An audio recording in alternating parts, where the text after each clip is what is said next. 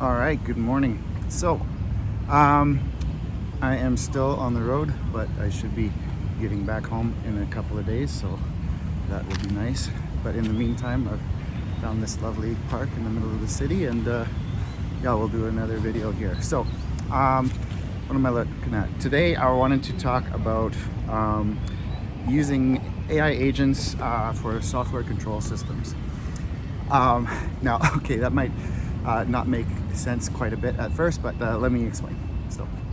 So one of the cool things that we've seen large language models be able to do in terms of putting them together as an agent is something called function calling, right?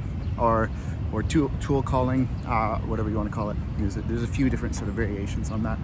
And basically all that means is that the output from the large language model can be structured in a way that allows it to make an API request, more or less, right? And now obviously you could go outside of strictly just API requests, and it could also write like a literal function out of code which could execute something in a similar fashion, could create a script of various sizes that would do a similar thing. But for simplicity's sake, we'll just kind of focus on API calls, because ultimately that's sort of the most straightforward way of going about it, because it's a standardized format, and really any other like code or scripts could just sit behind an API anyways, right? So yeah, for the sake of consistency, we're just going to focus on that, right? Now, why is this interesting still?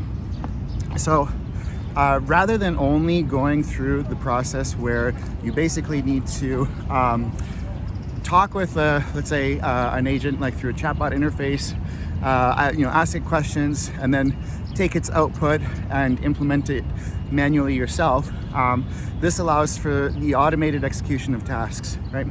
And it can actually end up facilitating quite complex procedures in terms of what it's actually able to do here. So let's say you have a car, okay? Now this is obviously not how you would create a self-driving car, but I'm just going to use this as an example because I think everybody pretty much knows what the controls are on a car. You have a steering wheel that's going to turn the car left and right. You have a gas pedal and you have a brake pedal, okay? Now let's pretend that that's broken into 4 different API endpoints, right? So an endpoint is like a specific name of an action that you can call onto an API. So for those of you that don't know, an API is an application programming interface. It is how computer programs talk to each other and get you can get them to do things that are outside, like calling from outside of a program, as opposed to running internal code, like in a function or a module or something, right? So let's say you have these 4 API endpoints. You got turn left, turn right, gas pedal, and brake, right? Now, what you can actually do is you can have your agent structure an API call to call one of those functions, right? Now, this can be paired up with an input process, right? So let's say you have an input, and that input is every 1 second, it is going to show you a picture of the front of the car. Like the camera is got a camera in front of the car, and every second it sends a picture to this model, this agent, right? And then the agent will do 2 things, right? The first thing is that it will do an analysis of that photo, right? And this is something called segmentation. So basically it will look at the photo, look at all of the different things in the photo, right? And then based on whatever training that model has had and that it's capable of doing, also depending on the accuracy of that model, it's going to label all of the things in the photo, right? So then once it understands what it sees visually, right, it's able to say like, oh, okay, that's the road, that's the sidewalk, that's a bicycle, that's a stop sign, etc., right? Then the information from that analysis of the photo could be sent to an agent to make a decision, right? So it says, hey, this is what we're looking at, more or less, right? Based on the information that you're seeing in this photo, which of the 4 tools would you choose, right? Which of these 4 functions would you call? Would you turn left, turn right, gas, brake? And now, it doesn't have to be only one, you could do a combination of them, right? Now, the second part of this is that each of these API requests isn't just sort of like it could be just a basic call that doesn't have any parameters that go along with it, but it could say, yes, press gas pedal 50%, or press brakes 100%, or turn right 50%, or turn right 100%, so you can have sort of different values that are associated with each of these API endpoints. And then the agent can format the request to the API endpoint as such as it sees fit based on the input data. And then once that request goes to the API will also send a response back, right? And the agent can analyze the response back and continue to make further decisions, right? So for example, let's say if it's asking the API to brake 75%, but the brake API has already been pushed to 75%, and then that would make it 125% or something, right? Or 150%. I'm bad at math today.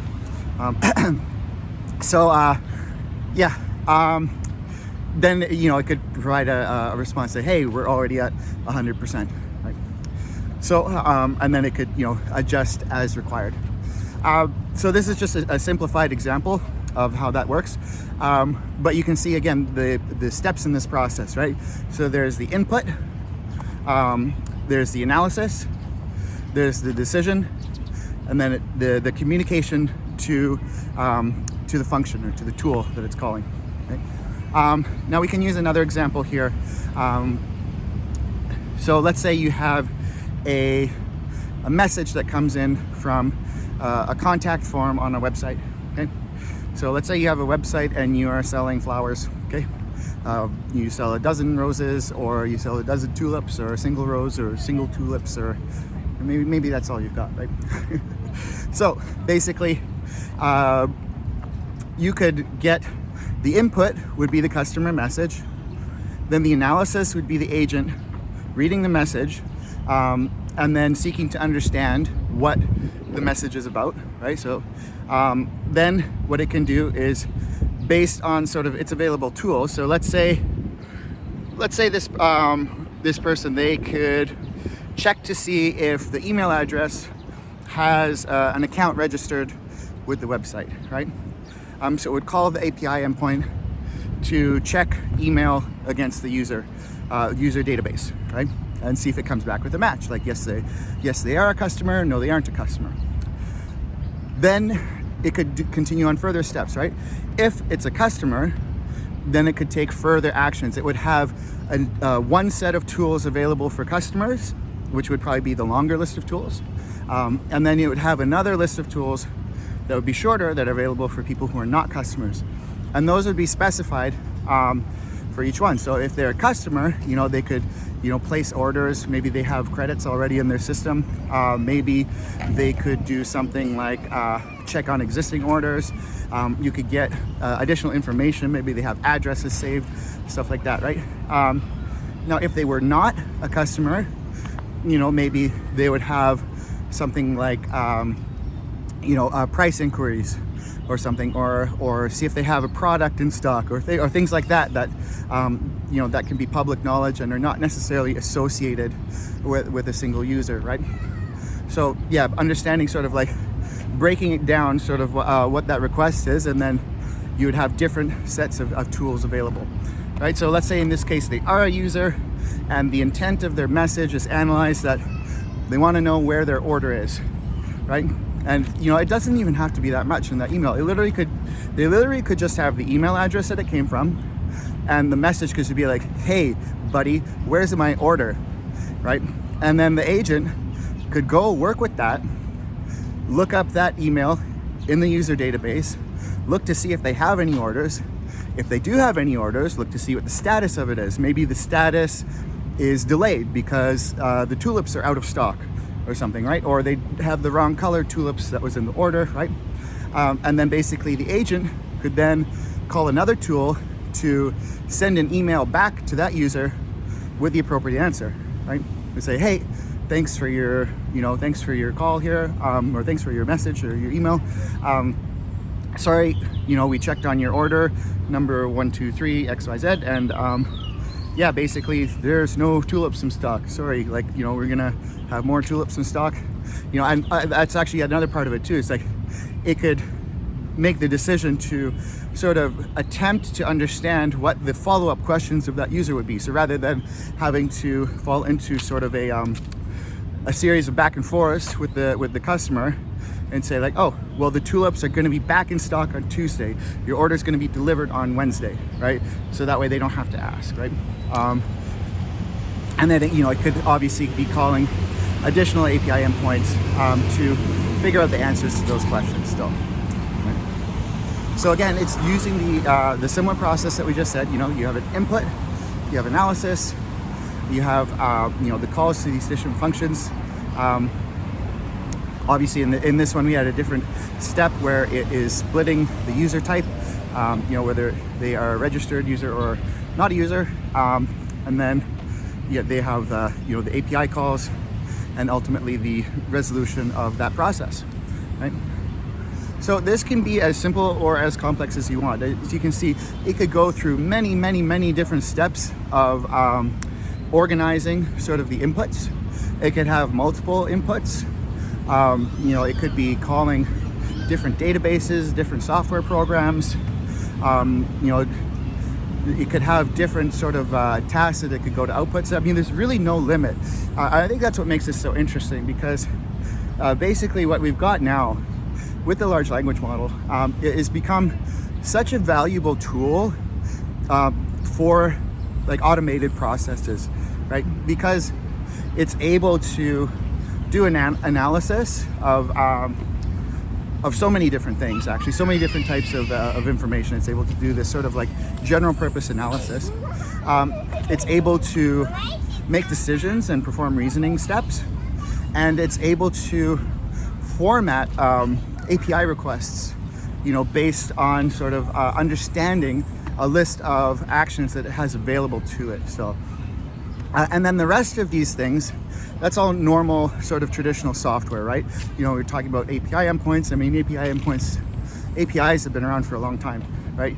That's not a new thing. Databases have been around for a long time. The other stuff, the communication infrastructure and all of that, the message passing, that's been around for a long time. So it's making use of these pre-existing software tools, but then adding the ability to automate sort of these analysis and decision-making steps in the middle of it. And yeah, that's sort of the reason why the hype is justified, I would say still. Now, if these didn't work, right?